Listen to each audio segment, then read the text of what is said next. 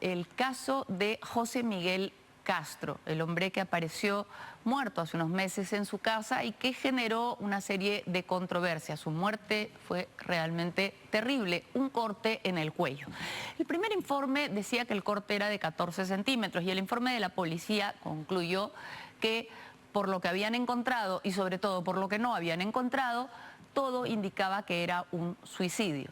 Sin embargo, esta semana se ha dado a conocer el informe de la necropsia, es decir, el informe médico forense. Y allí han surgido otras informaciones. En primer lugar, que la herida no era de 14 centímetros, que fue lo que consideró la policía, sino de 27, una herida mucho más grande, mucho más ancha y más profunda, no se las voy a describir todas, pero que por la precisión y por la continuidad en la fuerza, dicen los expertos que es muy difícil que sea una herida que se hizo una persona a sí misma tratando de suicidarse. Es decir, surgen nuevas dudas. Más sobre este caso en el reportaje de Dayana Ciesa.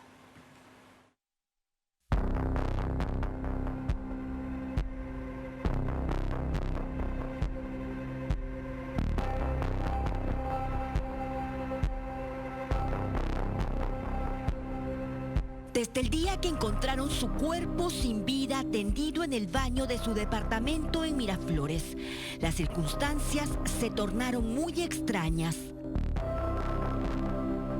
La escena fue realmente espeluznante. Sangre por toda la habitación, 2 cuchillos cerca al cadáver y el principal testigo del juicio de la exalcaldesa Susana Villarán, desangrándose con un profundo corte en el cuello. Detalles que empiezan a ser descifrados por los peritos forenses. Era más fiable una tesis de homicidio antes que suicidio. Por tanto, lo que dijo la policía en un informe preliminar, creemos que ha sido pues una inoportun adelantamiento de conclusiones sin tener en cuenta un conjunto de circunstancias.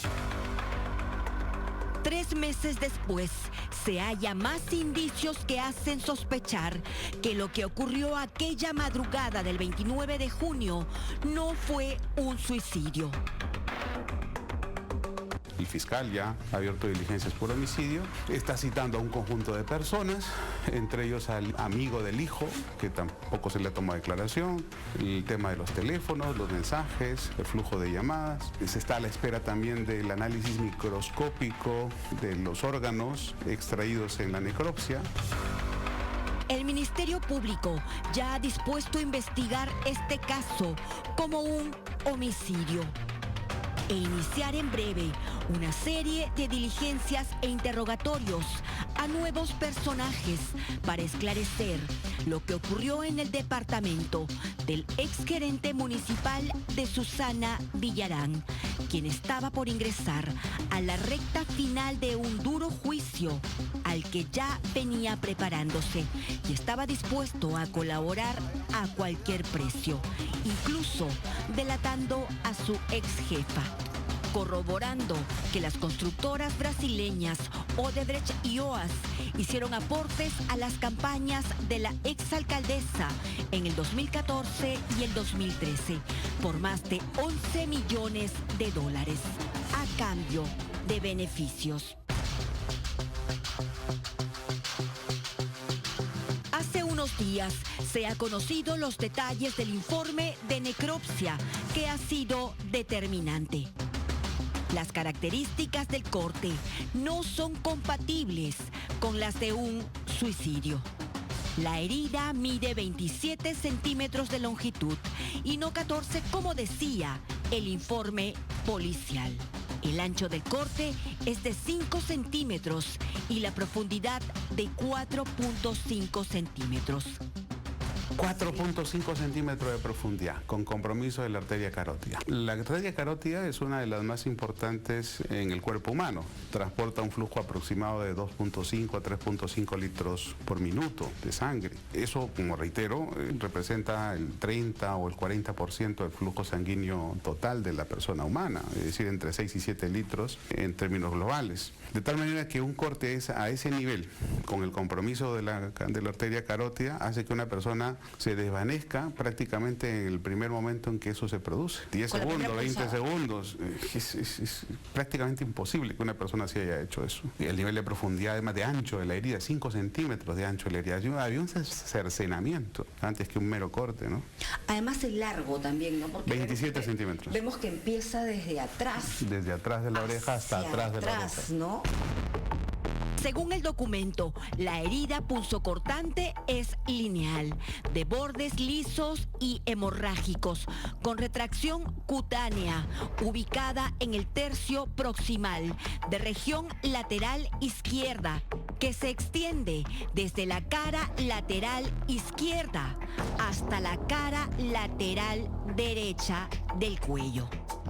En términos de longitud es un corte inusual, por no decir atípico, respecto de un suicidio. Prácticamente estamos hablando de un cercenamiento, que es imposible desde una perspectiva de mano propia que se haya producido el mismo señor José Miguel Castro, ¿no? ¿Por qué es imposible? El corte en un solo tajo, el corte continuo, el corte liso, proyecta la imagen de una persona que sin dubitación alguna se ha hecho ese corte de inicio a fin, con el mismo nivel de precisión en todo el trayecto. Y una persona que es suicida siempre tiene el carácter dubitativo, tiene el instinto de sobrevivencia, en el último momento se arrepiente, hay toda una peregrinación entre lo decidido y lo ejecutado. Otro detalle por el que inicialmente la policía habría descartado un posible homicidio fue el hecho de que no hallaron golpes ni marcas en el cuerpo, como muestra alguna de maniobra defensiva de la víctima. Pero no solo se debe atender a la presencia o ausencia de una maniobra defensiva, es decir, que haya podido haberse defendido de un ataque.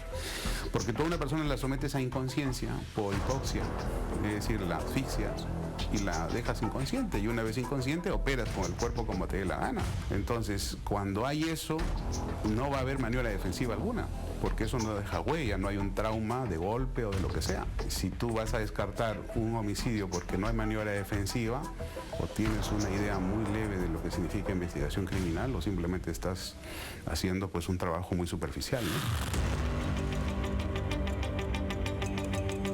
Sin embargo, en toda esta historia hay un dato que podría ser de suma relevancia y que abonaría a la teoría de que a José Miguel Castro lo habrían silenciado.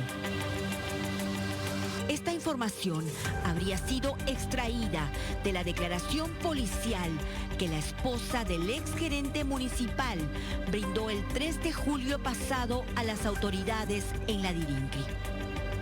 Se trata de un episodio hasta hoy desconocido que ocurrió en el baño del departamento durante la mañana del 29 de junio, que quizá hoy podría ser clave.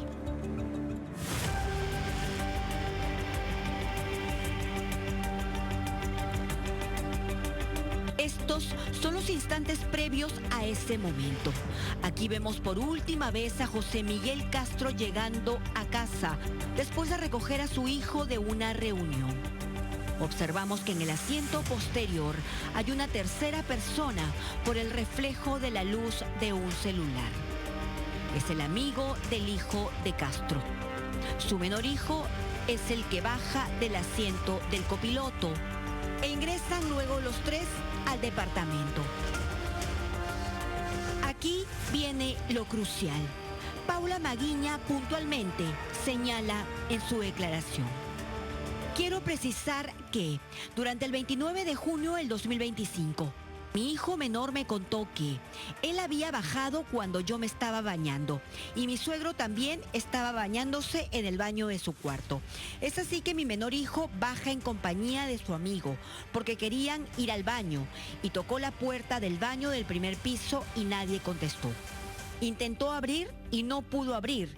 Entonces entraron a la cocina, tomaron agua y nuevamente subieron y fueron al cuarto y cerraron la puerta.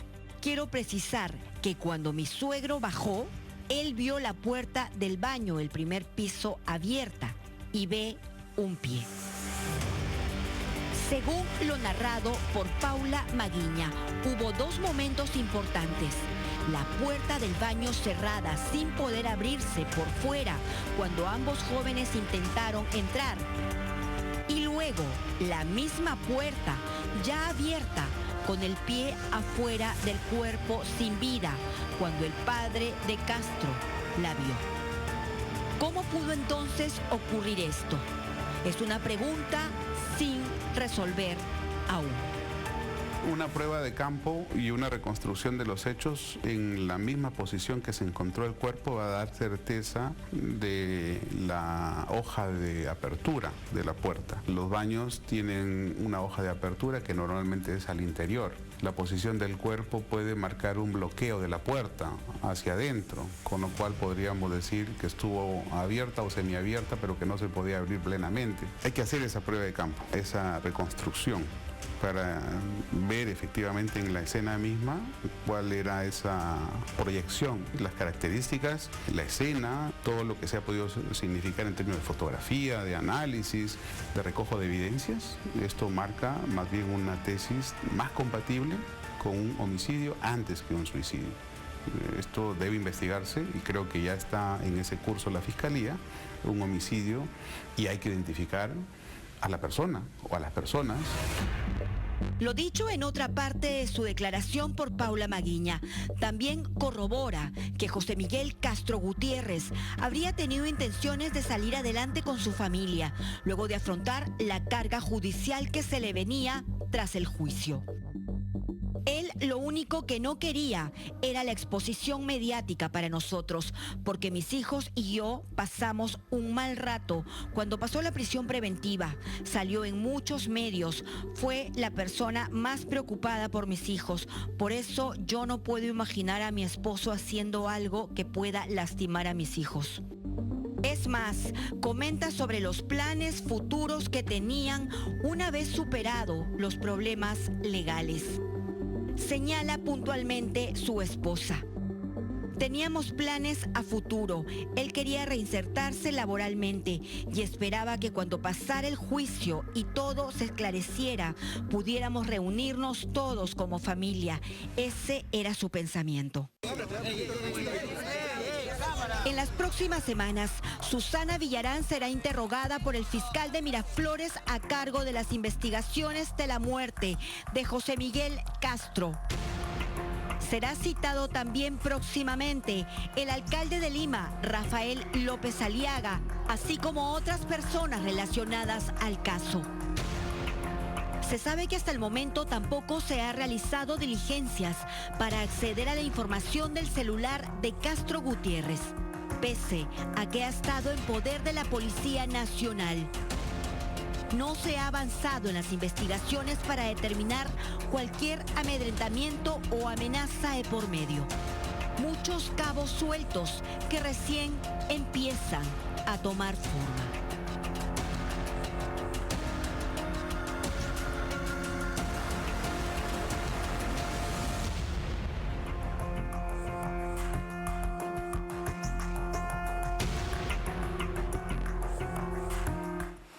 Mucha gente se apresuró y se quería apresurar al principio en determinar que esto había sido un suicidio, que esto había sido un asesinato, y en realidad las cosas son más complicadas y las investigaciones requieren tiempo. Es por eso que ha trascendido que la Fiscalía ha declarado que este caso es complejo y por lo pronto se ampliarán las investigaciones por lo menos por 8 meses.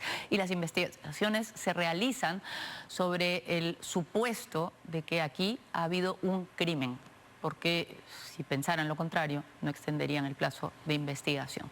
Así que vamos a estar atentos a lo que sucede y, como les decía respecto a otra nota, es importante no dejarse llevar por las corrientes ni llegar a conclusiones apresuradas, sino informarse bien.